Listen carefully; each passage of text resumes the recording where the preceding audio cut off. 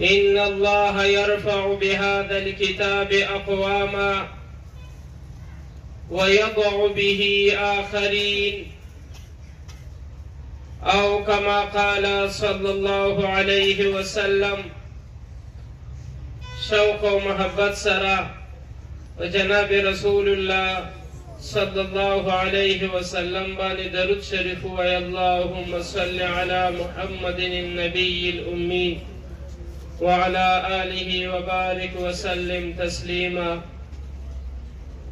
زما ډیرو محترمو عزتمندو مشرانو، دا نن ښایسته ډیر مبارک مجلس چې په اقرا روضة الاطفال سکول شیرپو کې منعقد شوی، مولانا جمال شاه صاحب او د هغوی ملګرو ستاسو بچو ته د قرآن کریم او د سکول تعلیم ورکړی او نن یې د هغې په خوشحالۍ کې دا ښایسته مبارک مجلس جوړ کړی. مشران علماء کرامو تشریف راوړی. الله پاک دې داسې مبارک مجالس زمونږ او ستاسو همیشه همیشه نصیب کی. ډیر مشران د ډیر وخت نه راغلي دي او د ابتدا نه دا پروګرام وکړه، د ماشومانو تقاریر، نظمونه او حمدونه واورېدل. الله پاک دې ادارې ته دې سکول ته نورم مزید ترقی ور نصیب کی چې نن دا په تعلیمي میدان کې لګیا دي. الحمدلله تاسو مخې ته چې ناست دي دې ماشومانو قرآن کریم په یادو یاد کړی او ګڼ شمېر ماشومانو قرآن کریم په ناظره ختم کړی. الله پاک دې داسې ادارې چې هغه زموږ قوم ته زموږ ماشومانو ته د دین او د دنیا دواړه تعلیم ورکوي. داسې ادارې دې الله پاک زموږ ټول وطن کې قایمې کړي او کمی چې دې الله پاک دې ترقی ور نصیب کړي. زما محترمو، دا کم تقسیم چې موږ کوو چې دا دینی علم دی او دا دنیاوی علم دی، دا تقسیم په شریعت کې نشته. دا ټول دینی علوم دي چې څو پورې د شریعت خلاف نه، دا ټول دینی علوم دي. الله پاک چې پیغمبر را لیږي خالص د دین دپاره را لیږي. داود علیه السلام ته الله پاک د زغرې چل ښودلو. په هغه زمانه کې به جنګونه غشي تورې سره کېدل، د هغې نه د بچو ذریعه به ډالو، د اوسپنې کمیز غره به وه، لوارانو به جوړوله. داود علیه السلام ته الله پاک د لوارۍ چلو ښوده چې زغره به دې طریقې سره جوړې. او الله پاک خو چې کوم پیغمبر علیه السلام هم را لیږي د دین دپاره را لیږي او دلته داود علیه السلام ته د لوارۍ چلو ښوده. پته ولګېدله چې لواري د وحي علم دی، دینی علم دی، نبوي علم دی، چې نن د هغې جدید شکل دا جدید ټکنالوژي ده چې هغه وخت کې د اوسپنې هغه څیزونه جوړېدل او نن د اوسپنې نه دا جدید څیزونه جوړېږي.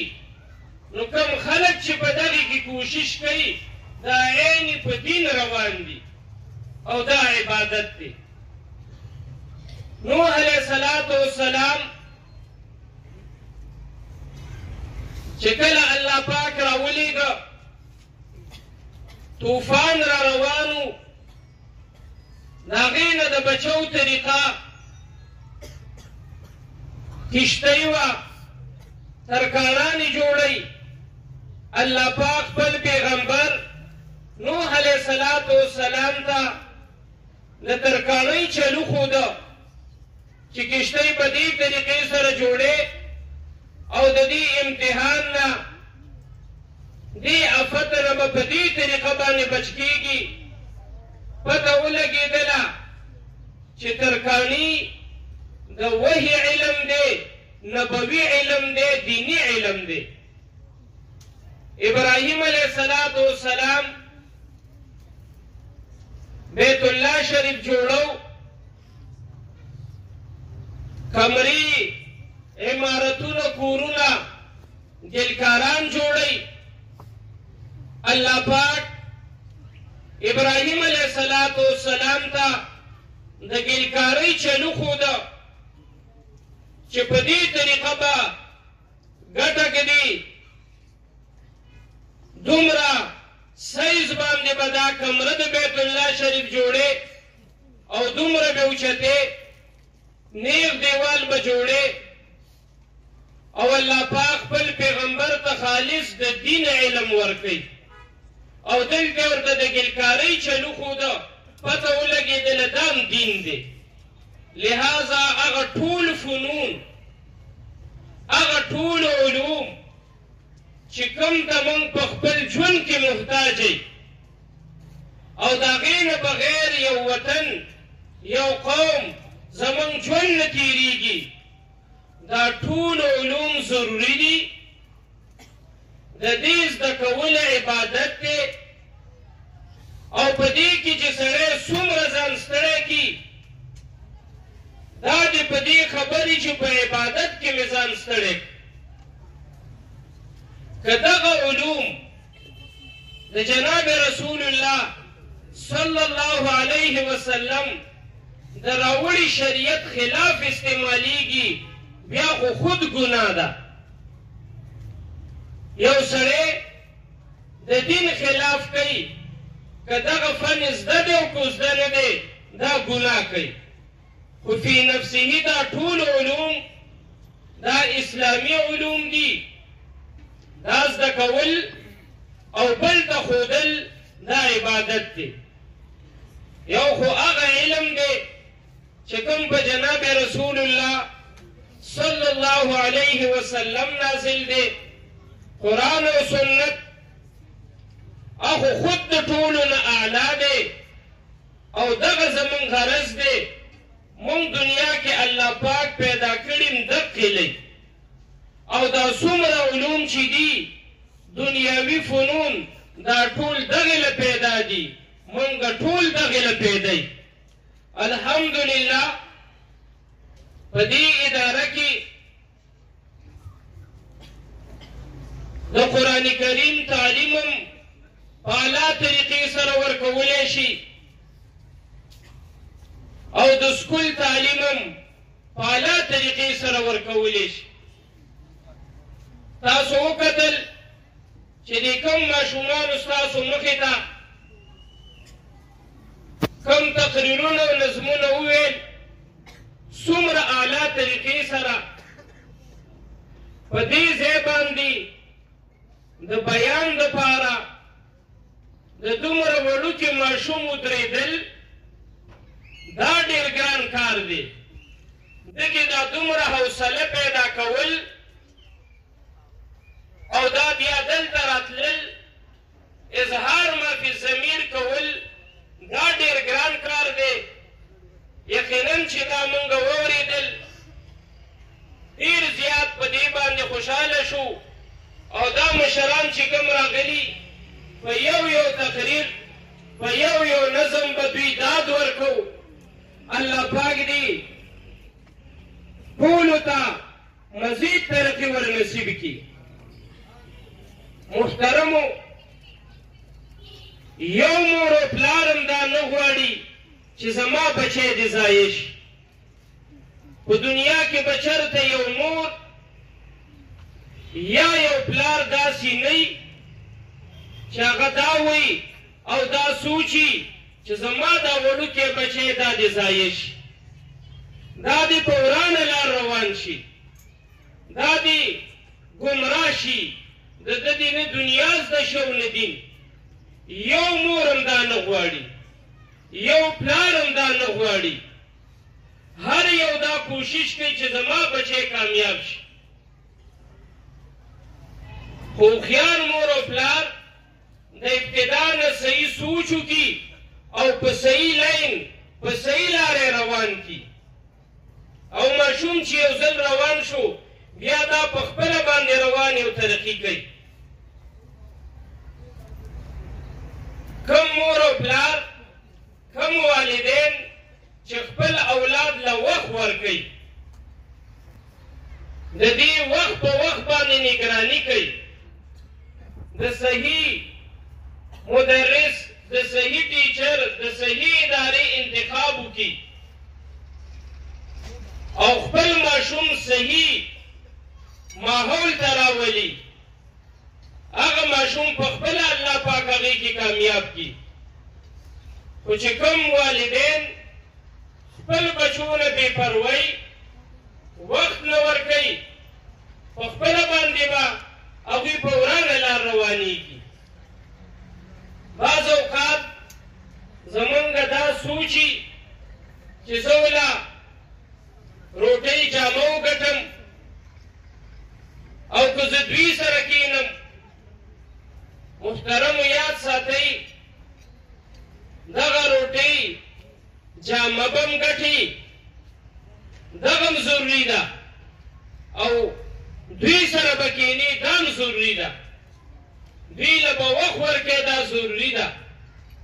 دوی چې کوم سبق په سکول کې ویلی دی دا به دې باقاعده اورې، باقاعده به د دې تپوس کې دلته به سکول ته راځي.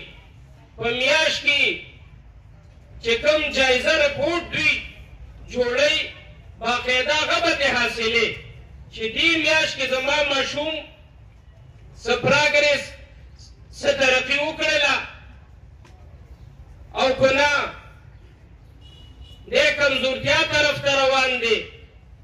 چې کوم والدین دا کار کوي نو بیا اداره کوشش کوي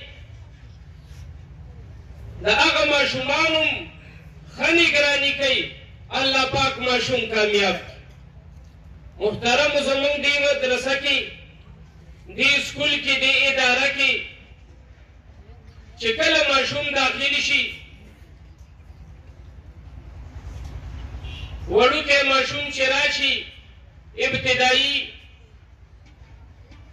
نو اولنی کلاس هغې ته روزبا وایي.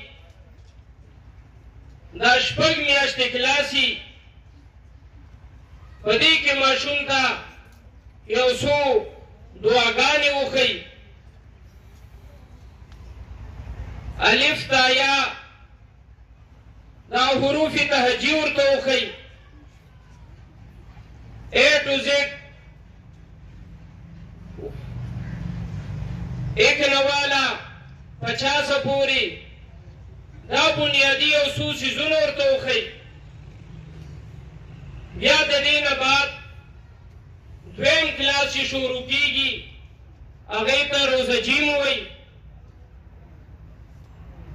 په هغې کې د دې نه لږ وړاندې نور څیزونه لیکایي وغیره دا هغه ته شروع شي. او ماشوم په ابتدا کې لفظ یادولی ډېر شي فطرتي کار دی پیژنګلو کمه کوي او دا چې مخکې رواني نو استادان مستقل دته د یو حرف تمیز کوي دې نه بعد بیا چې کوم کلاس شروع کیږي نرسري قاعده کلاس هغې ته وایي هغې کې دوی ته بیا اقرا قاعده شروع شي او ورسره د هغه کلاس مناسب مضامین شروع شي بیا د دې نه بعد چې کله ماشوم یو کال بعد ون کلاس ته شي محترمو د دې نه بعد بیا دته سکول هم ښي او حفظ ورته شروع کی 11 بجو پورې د دوی حفظي او د هغې نه بعد انګلیش میتھس ساینس اردو اسلامیات دا کتابونه دوی ته ښودلی کېږي څه ټایم دا حفظ له ورکي او څه ټایم دغه سکول مضامینو له ورکي او دا لازمي خبره ده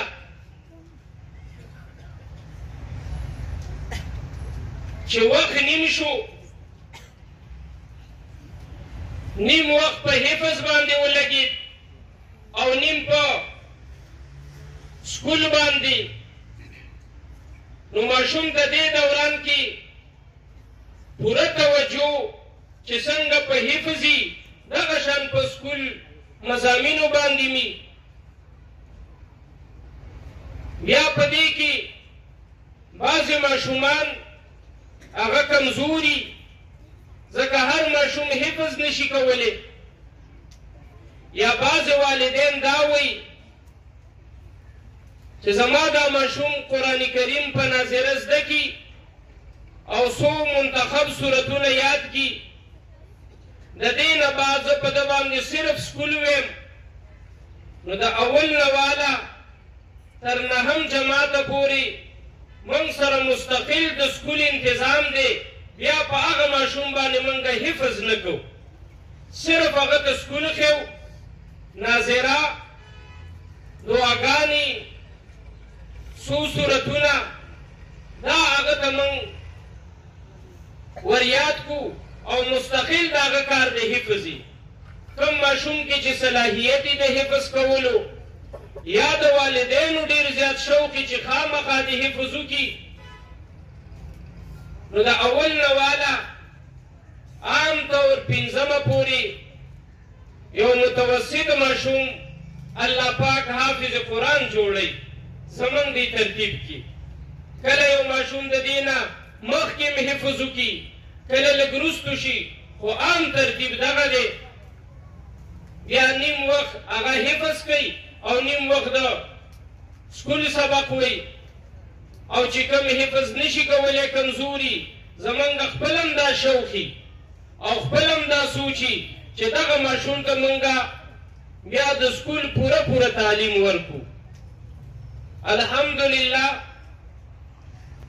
وخت په ورځ په دې کې الله پاک تعداد هم سیوا کوي او دا ستاسو د مشرانو د علاقې اعتماد دی چې دې مدرسې ته دې ادارې ته دې سکول ته تاسو خپل ماشومان راولئ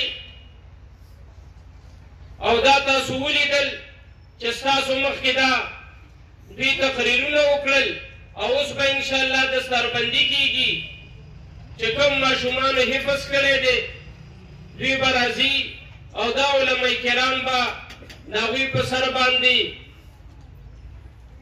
د خیر او د برکت لاس ږدي الله پاک دې ستاسو زمونږ د ټولو دا راجمع کېدل زمونږ د دې ماشومانو او زمونږ د دې وطن زمونږ د قوم د کامیابۍ سبب وګرځئ څنګه موږ نن دلته راجمع شوي دغه شان دې الله پاک موږ ټول جنت الفردوس کې راجمع کړي واخر دعوانا ان الحمد لله رب